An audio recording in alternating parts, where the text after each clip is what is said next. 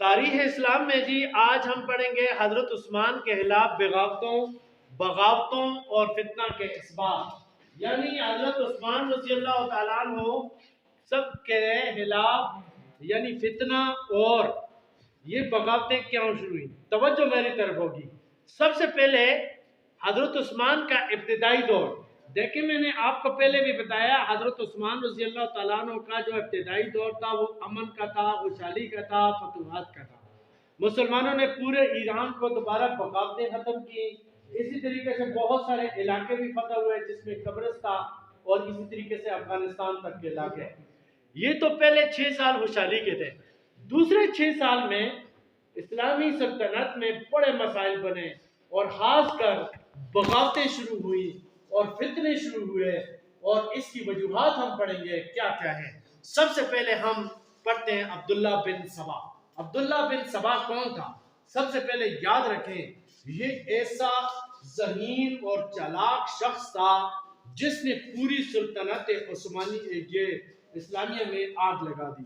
یہ بیسیکلی ایک یہودی تھا اور اس نے اسلام تو قبول کر لیا، لیکن اوپر سے یہ مسلمان تھا، اندر سے یہ یہودی تھا، اور یہ مسلمانوں کے خلاف جو جگہ جگہ تقریریں کرتا اور کہتا جی یہ حضرت عثمان کے بارے میں کہتا کہ یہ بنو امیہ کا ہے اور اس نے اس کے ظلم کے نواتا، فلان جگہ اس طرح کیا، اور اس نے یعنی پورے اسلامی سلطنت میں ایک فتنہ برپا کر دیا۔ اور اس نے ایک اور بات کی، اس نے کہا جی یہ نبی کریم صلی اللہ علیہ وسلم کی وفات کے بعد خلافت کا اصل حقدار تو حضرت علی تھا، یہ باقی لوگ جو ہیں یہ غاصب ہیں اور انہوں نے خلافت پہ قبضہ کیا ہے، لہٰذا اہل بیت یعنی حضرت علی اور اس کی اولاد ہی اصل یعنی خلافت کے حقدار ہیں۔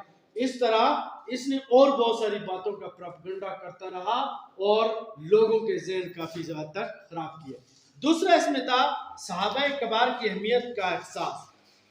ٹھیک ہے، یہ دیکھیں جی اس طرح ہوا ہے نا، جب تک حضرت عمر، حضرت ابوبکر اور حضرت عثمان کے ابتدائی دور میں مسلمانوں کی ساری توجہ فتوحات کی طرف تھی، علاقے فتح کرتے تھے اور اس طرح جہاد کا جذبہ ان میں تھا، لیکن جیسے ہی یہ جنگیں وغیرہ ختم ہوئیں تو لوگ حکومت کے خلاف ہوتے گئے اور مختلف بہانوں سے رفتہ رفتہ انہوں نے کیا کیا کہ بعض صحابہ جو تھے ان کی بھی مثالیں دیتے تھے، اس کے ساتھ زیادتی ہو گئی ہے، اور دوسری بات یہ ہے صحابہ اکرام آہستہ آہستہ دنیا سے جانے لگے، وہ ان کو نبی کریم صلی اللہ علیہ وسلم کی تربیت دی انہوں نے دی تھی، تو وہ بھی آہستہ آہستہ ان کی تعداد کم ہوتی گئی، ایک یہ بھی تھا۔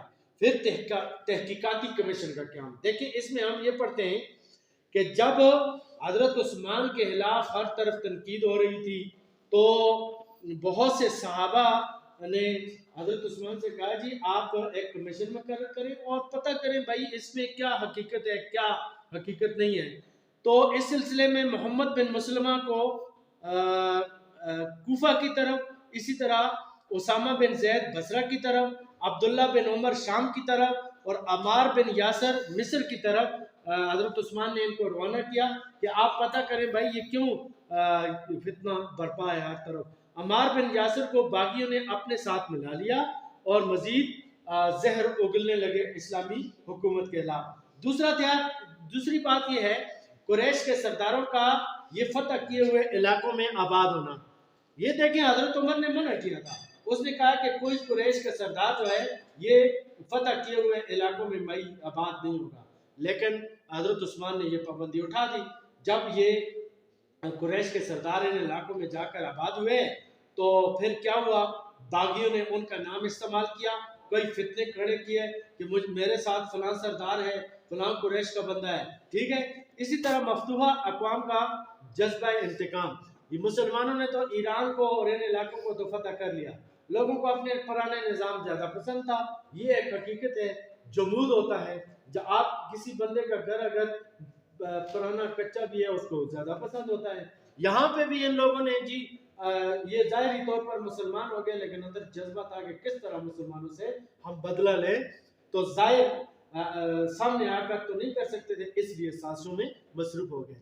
फिर बनु उमैया और बनु हाशिम का में रकाबत। देखें जी, मैंने पहले ही बताया था आपको कि बनु उमैया और बनु हाशिम ये दो है।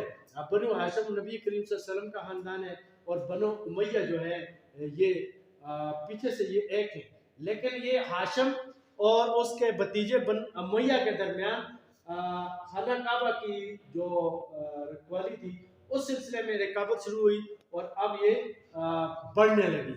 हजरत उस्मान चूंकि बनु उमैया के थे तो बनु हाशिम वाले जी उनको बातें भी की गई, बहुत सारे सहाबा भी दुनिया से चले गए, तो इनमें दुश्मनी एक दफा फिर उभर के सामने आ गई।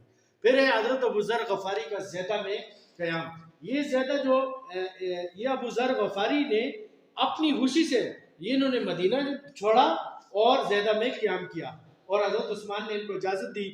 प्रोपगंडा ये किया कि हजरत उस्मान ने अबू ज़र गफारी साहबी को भाई बेइज्जत करके नाउज़ुबिल्लाह इनकी बेइज्जती करके यहाँ से निकाला है और इतने बुजुर्ग सहाबी रसूल मजबूरी से ज़ैदा में आ गए हैं। तो इस तरह हजरत उस्मान के ऊपर ये बहुत बड़ा इल्ज़ाम लगा दिया गया।